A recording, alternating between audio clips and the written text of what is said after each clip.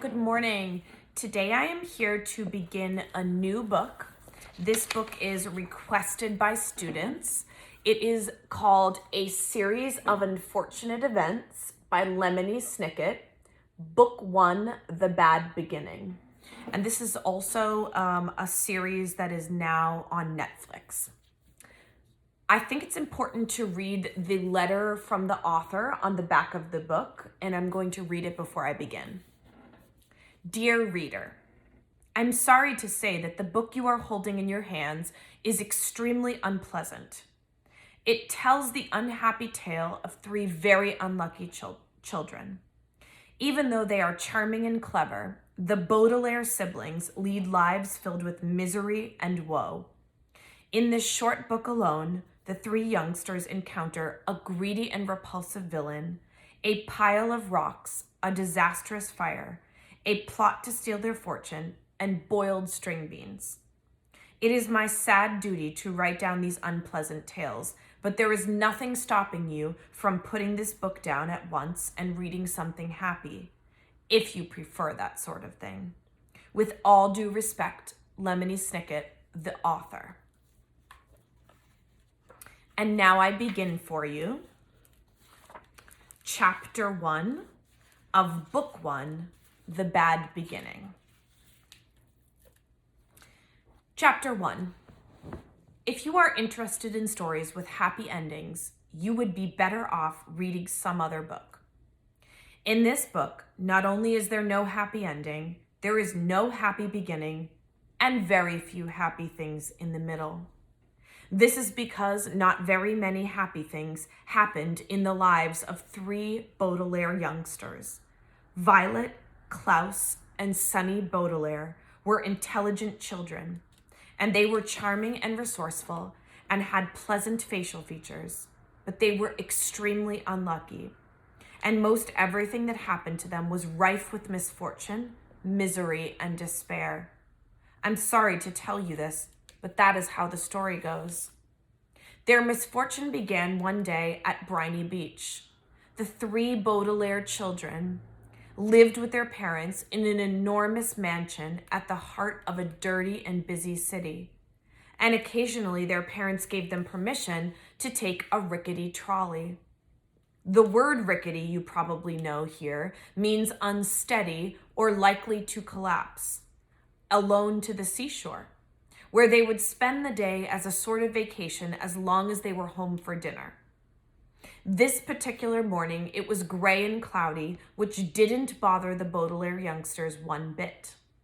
When it was hot and sunny, Briny Beach was crowded with tourists, and it was impossible to find a good place to lay one's blanket. On gray and cloudy days, the Baudelaires had the beach to themselves to do what they liked.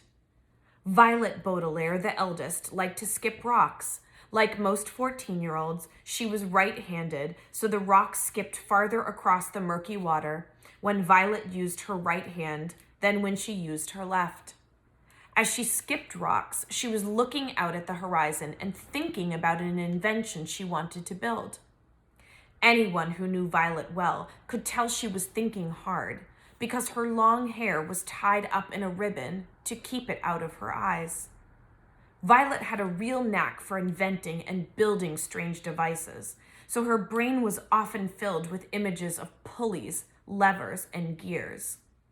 And she never wanted to be distracted by something as trivial as her hair. This morning, she was thinking about how to co-construct a device that could retrieve a rock after you had skipped it into the ocean. Klaus Baudelaire, the middle child and the only boy, liked to examine creatures in tide pools. Klaus was a little older than 12 and wore glasses which made him look intelligent. He was intelligent. The Baudelaire parents had an enormous library in their mansion, a room filled with thousands of books on nearly every subject. Being only 12, Klaus, of course, had not read all of the books in the Baudelaire library, but he had read a great many of them and had retained a lot of the information from his readings. He knew how to tell an alligator from a crocodile. He knew who killed Julius Caesar. And he knew much about the tiny, slimy animals found at Briny Beach, which he was examining now. Sunny Baudelaire, the youngest, liked to bite things. She was an infant and very small for her age, scarcely larger than a boot. What she lacked in size, however, she made up for with the size and sharpness of her 4 teeth. Sunny was at an age where one mostly speaks in a series of unintelligible shrieks, except when she used the few actual words in her vocabulary, like bottle, mommy, and bite. Most people had trouble understanding what it was that Sunny was saying. For instance, this morning she was saying gack over and over, which probably meant look at that mysterious figure emerging from the fog. Sure enough, in the distance, along the misty shore of Briny Beach, there could be seen a tall figure striding toward the Baudelaire children. Sunny had already been staring and shrieking at the figure for some time, when Klaus looked up from the spiny crab he was examining and saw it too. He reached over and touched Violet's arm, bringing her out of her inventing thoughts. "Look at that," Klaus said, and pointed toward the figure. It was drawing closer, and the children could see a few details. It was about the size of an adult, except its head was tall and rather square. "What do you think it is?" Violet asked. "I don't know," Klaus said, squinting at it, "but it seems to be moving right toward us." "We're alone on the beach," Violet said, a little nervously. "There's nobody else it could be moving toward." She felt the slender, smooth stone in her left hand, which she had been about to try to skip as far as she could. She had a sudden thought to throw it at the figure because it seemed so frightening. "It only seems scary," Klaus said, as if reading his sister's thoughts, "because of all the mist." This was true.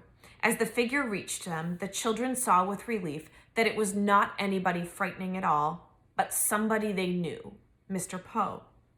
Mr. Poe was a friend of Mr. and Mrs. Baudelaire's, whom the children had met many times at dinner parties. One of the things Violet, Klaus, and Sunny really liked about their parents was that they didn't send their children away when they had company over, but allowed them to join the adults at the dinner table and participate in the conversation as long as they helped clear the table. The children remembered Mr. Poe because he always had a cold and was constantly excusing himself from the table to have a fit of coughing in the next room. Mr. Poe took off his top hat, which had made his head look large and square in the fog, and stood for a moment, coughing loudly into a white handkerchief. Violet and Klaus moved forward to shake his hand and say, "How do you do?" "How do you do?" said Violet. "How do you do?" said Klaus. "Oh, de yow," said Sunny. "Fine, thank you," said Mr. Poe, but he looked very sad. For a few seconds, nobody said anything, and the children wondered what Mr. Poe was doing there at Briny Beach, when he should have been at the bank in the city where he worked. He was not dressed for the beach. "It's a nice day," Violet said finally, making conversation. Sunny made a noise that sounded like an angry bird, and Klaus picked her up and held her. "Yes, it is a nice day," Mr. Poe said absently, staring out at the empty beach. "I'm afraid I have some very bad news for you children." The 3 Baudelaire siblings looked at him. Violet, with some embarrassment, felt the stone in her left hand and was glad she had not thrown it at Mr. Poe.